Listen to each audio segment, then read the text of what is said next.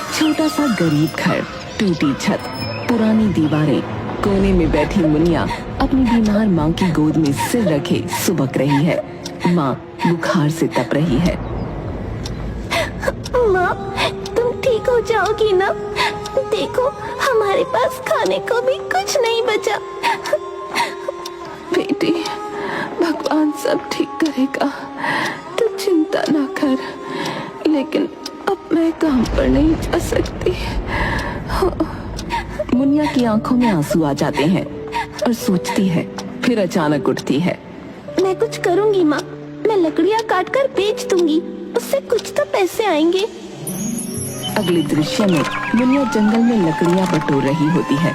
तभी एक बूढ़ी औरत वहाँ प्रकट होती है, जिनकी आंखों में गहराई और चेहरे पर रहस्यमयी मुस्कान है। बेटी, इतनी छोटी उम्र में अकेले जंगल में कोई डर नहीं लगता क्या? डर कैसा दादी, मेरी माँ बहुत बीमार है और घर में खाने को कुछ भी नहीं है, इसलिए लकड़ियाँ बेचूंगी ताकि खाने को कुछ ला सकूं। अगले दिन बूढ़ी औरत एक गरीब, थकी हारी महिला का रूप धारण कर लेती है और मुनिया के घर के पास से गुजरती है। वो बहुत कमजोर और भूखी दिखती है। बेटी, मुझे कई दिनों से कुछ खाने को नहीं मिला, क्या तुम मेरी मदद कर सकती हो? मुनिया के पास घर में बस आधा कटोरा चावल और थोड़ा सा दूध होता है, जो उसने अपनी माँ के लिए बचा रखा था। वो बिना एक पल सोचे आधा हिस्सा उस महिला को दे देती है। बूढ़ी औरत मुस्कुराती है और सोचती है, ये लड़की अपने पास कुछ भी नहीं है, फिर भी जो भी है वो दूसरों को बांटने को तैयार है। एक दिन बूढ़ी औरत गांव की एक बुजुर्ग महिला का रूप धरकर मुनिया की गली से गुजरती है। उसके हाथ में मिट्टी का घड़ा होता है, जो अचानक गिरकर टूट जाता है। वो गली में खड़ी होकर बोलती है, हाय, मेरा घड़ा टूट गया, अब मैं कैसे पानी लाऊं? मुनिया अपने घर में देखती है, उसके पास सिर्फ एक ही मिट्टी का घड़ा होता है, जिसमें वो अपनी माँ के लिए पानी भरती है। बिना कुछ कहे वो दौड़ती हुई जाती है, अपना घड़ा उस महिला को दे देती है और खुद कुएं से पानी लाने के लिए चली जाती है।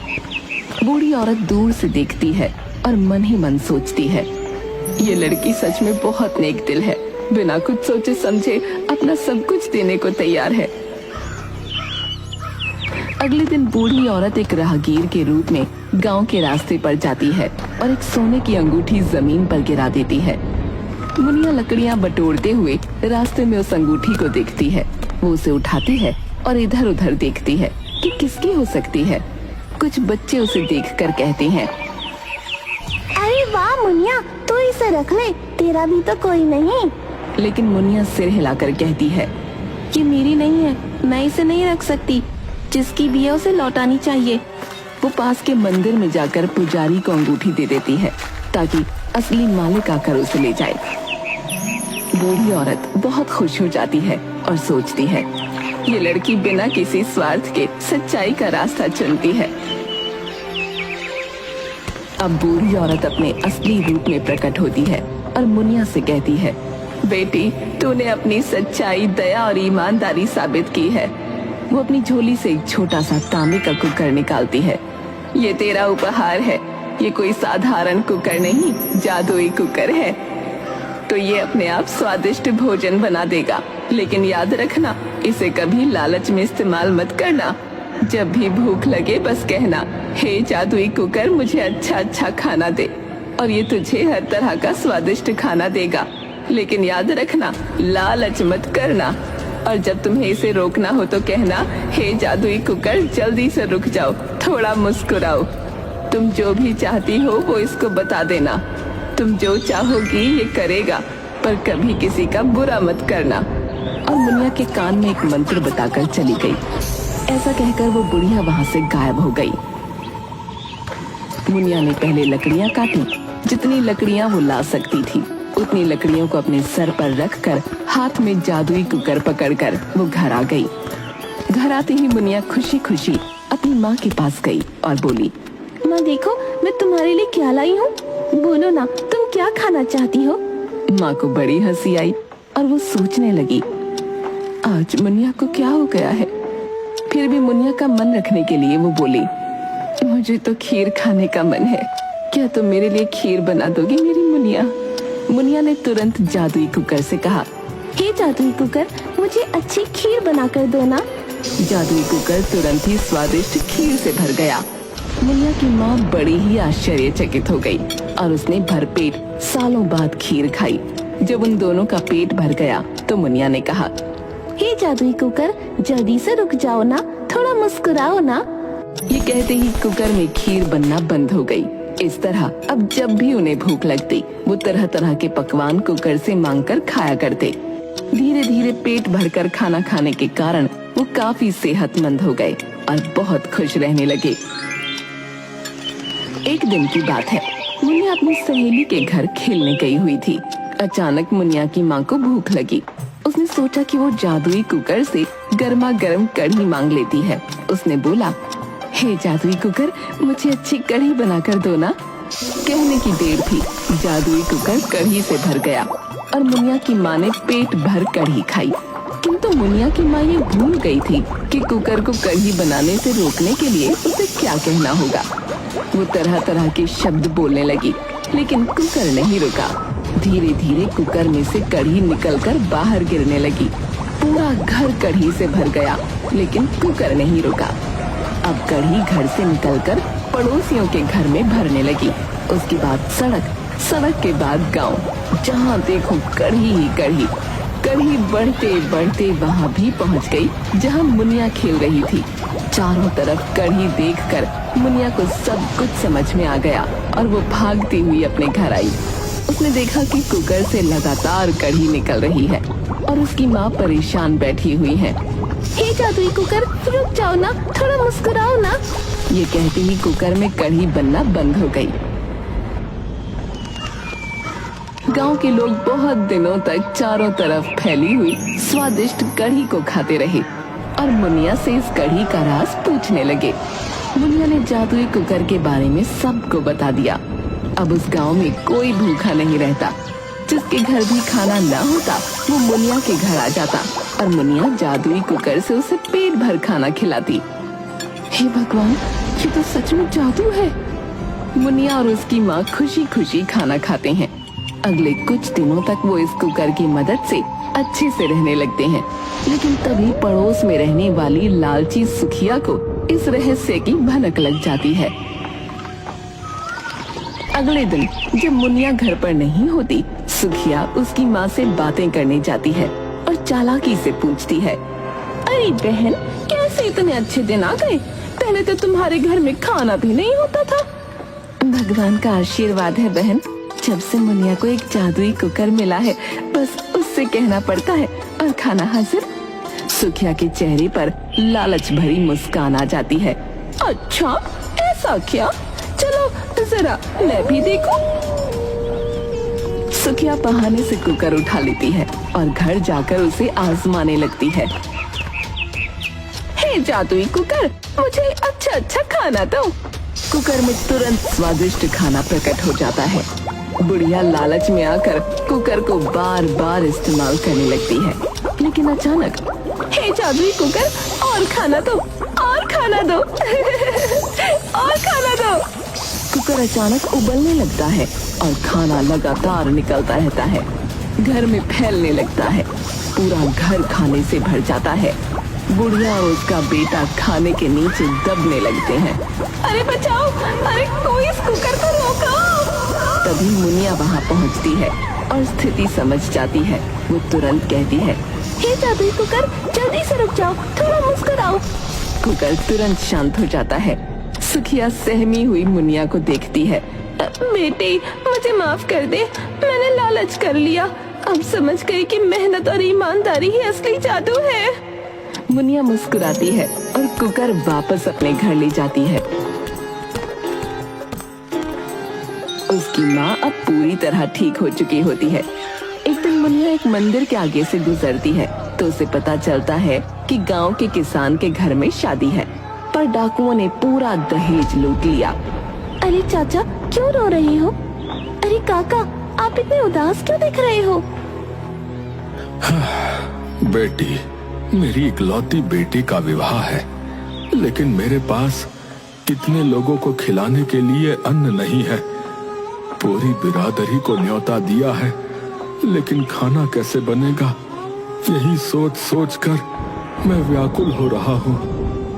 काका चिंता न करो, मेरे पास एक जादुई कुकर है जो बिना रुके खाना बनाता है। आप इसे ले जाइए और जितना चाहे खाना बनाइए।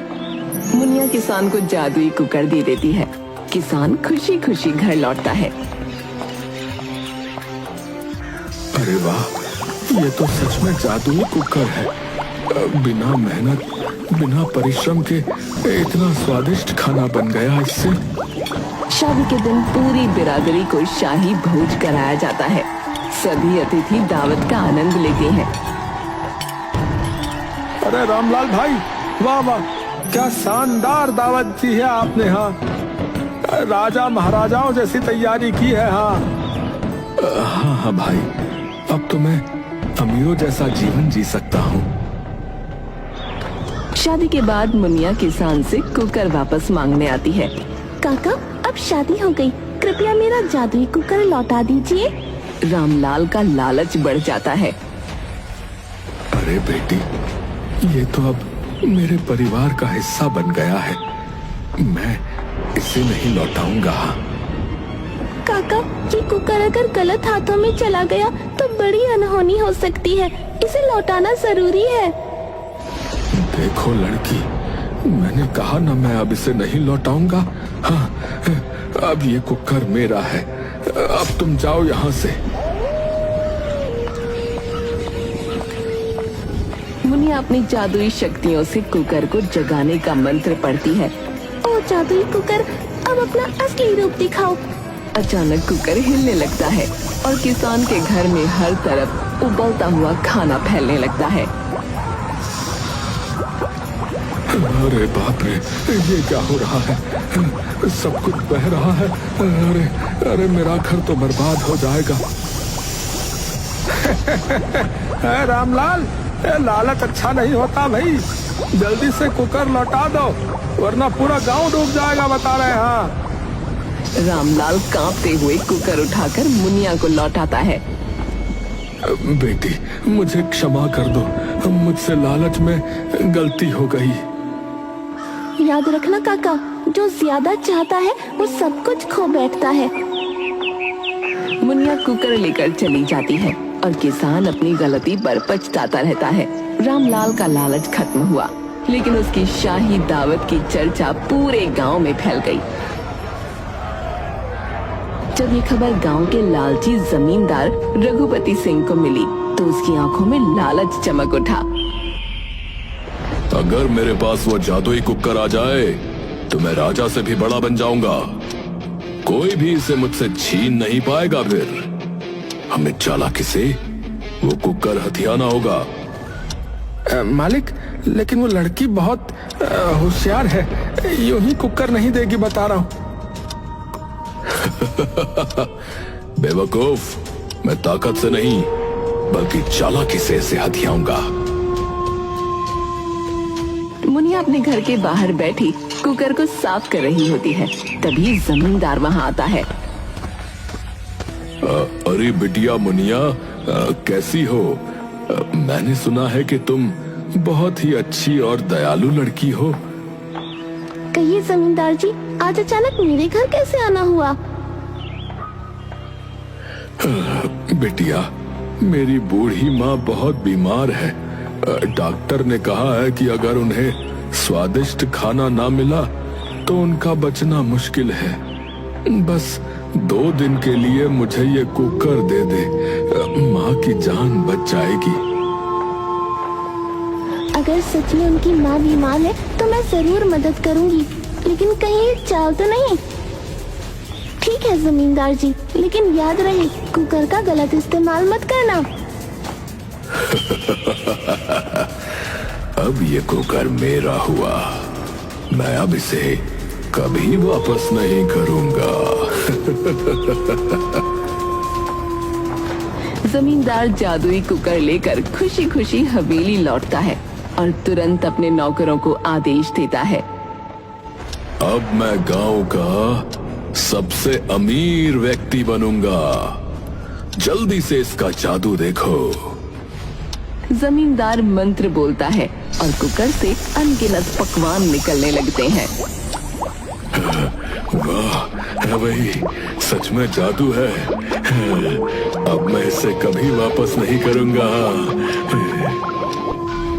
लेकिन जमींदार का लालच बढ़ता ही जाता है। हर वक्त वो कुकर से खाना मांगता रहता है और कुकर थक जाता है। एक दिन जब मुनिया को पता चला कि जमींदार ने कुकर वापस नहीं किया, तो उसने अपनी जादुई शक्ति से कुकर को एक नया आदेश दिया। ओ जादुई कुकर, जो भी तुझे गलत इरादों से इस्तेमाल करे उसे अपने अंदर खींच ले।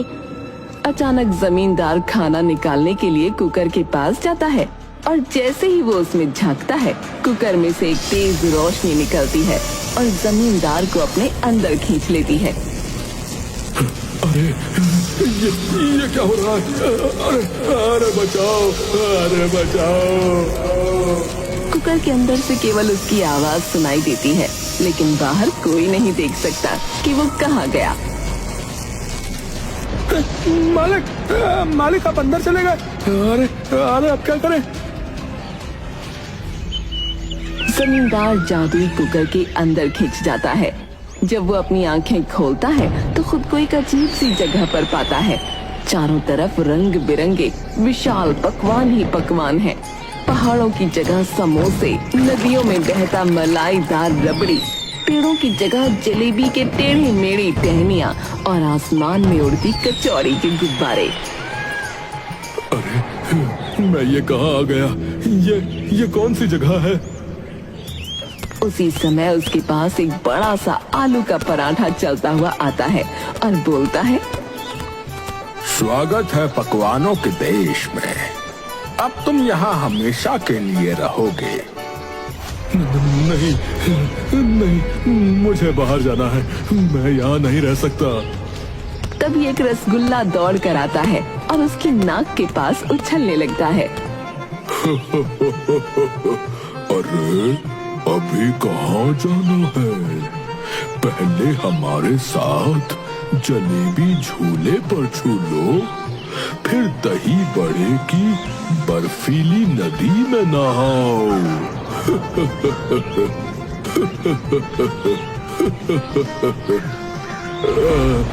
बचाओ बचाओ, यहाँ सब कुछ खाने का सामान है, लेकिन मैं खुद खाना बन गया हूँ। जमींदार दौड़कर भागने की कोशिश करता है, लेकिन उसके पैर आलू की टिक्की में फंस जाते हैं और वो सीधे चॉकलेट की झील में गिर जाता है। अरे ये क्या हो रहा है? नहीं, मुझे यहाँ से निकलना है, मुझे निकलना है यहाँ से। तभी एक बड़ा सा पनीर पकौड़ा राजा की तरह ताज पहन कर आता है और आदेश देता है, जो इंसान लालच में हमारे कुकर में आया है, उसे तब तक यहीं रहना होगा जब तक वो अपने लालच के लिए क्षमा नहीं मांगता। नहीं, मुझे जाने दो। मैं वादा करता हूँ, मैं वचन देता हूँ कि मैं अब कभी लालच नहीं करूंगा। मुझे इस कुकर से बाहर निकालो भाई, मुझे कुकर से बाहर निकाल दो। इधर गांव के लोग मुनिया के पास आते हैं और पूछते हैं कि जमींदार का क्या हुआ। अरे मुनिया, ये तो बड़ा अनोखा कुकर निकला। अब जमींदार का क्या होगा वैसे? लालच का यही अंजाम होता है, लेकिन मैं किसी की जान नहीं लेना चाहती। मुनिया कुकर को उठाकर ध्यान से देखती है और फिर मन में सोचती है, अगर इसे सबक न सिखाया तो ये दोबारा लालच करेगा। फिर वो जमीन पर बैठकर मंत्र बोलती है, हे जादुई कुकर, जिसने तुझे लालच से पकड़ा, उसे सबक सिखाकर अब बाहर उगलना। अचानक कुकर हिलने लगता है, तेज रोशनी निकलती है और जमींदार धड़ाम से बाहर आ गिरता है। अरे मैं बाहर आ गया, मैं बाहर आ गया। जमींदार की हालत बहुत खराब हो चुकी थी। वो बहुत कमजोर लग रहा था और उसके कपड़े भी अस्त व्यस्त थे। क्यों जमींदार जी, है? कैसा लगा कुकर के अंदर है? मुझे क्षमा कर दो। मैंने लालच किया, यही मेरी भूल थी। मैं अब कभी किसी से धोखा नहीं करूंगा। जमींदार सबके सामने अपनी गलती मान लेता है और गांव वालों से माफी मांगता है। याद रखना जमींदार जी, लालच करने वालों का अंजाम हमेशा बुरा होता है। जो लालच करेगा उसे अपने कर्मों की सजा जरूर मिलेगी। कुकर वापस पाकर मुनिया अपने घर लौट जाती है और गांव में पहले की तरह शांति हो जाती है।